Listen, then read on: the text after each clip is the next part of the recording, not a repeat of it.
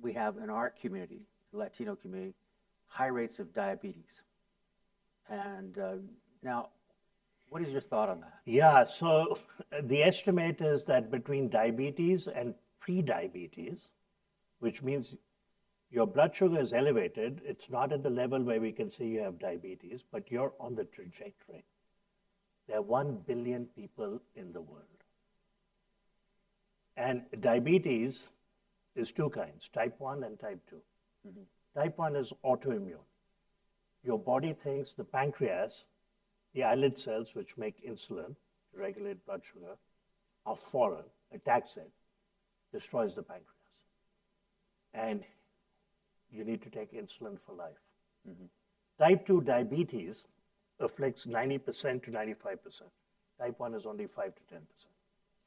Type 2 diabetes is part of what we call the metabolic syndrome.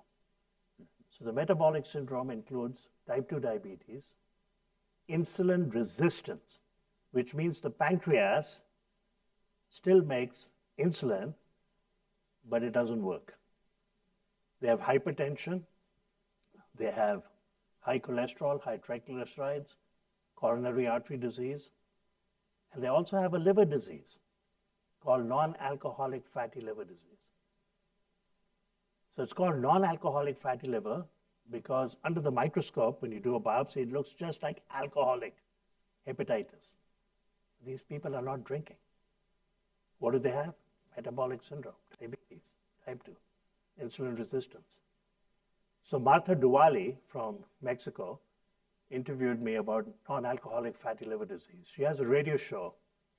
It's watched live by, or listened to, by 175,000 people, and then 10 million by social media. And the first thing, then she interviewed me about coffee, but first she wanted to do NAFL. Mexico, which has 135 million people, has 40 million 40 million non-alcoholic fatty liver disease. Wow. The estimate is in the world, we have 1.5 billion people with non-alcoholic fatty liver disease. So it's a huge epidemic. You can develop cirrhosis, liver failure. It's the number 1 or 2 indication for liver transplantation in academic centers in our country. Alcoholic hepatitis cirrhosis, non-alcoholic steatohepatitis cirrhosis, liver failure. So is that blaming our nutrition? It's blaming, the way we are living these days.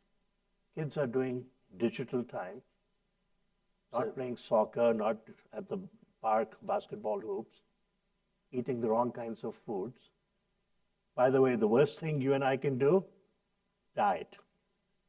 Diet candy, diet soda. If you have Diet Coke, you will get a stroke 3 times more often. Changes the gut microbiome. So it's our lifestyle. And we have 3-year-olds in our country with fatty liver. Wow. 14-year-olds with already scarring. I know a teenager who's undergone a liver transplant for non-alcoholic fatty liver disease, cirrhosis, liver failure.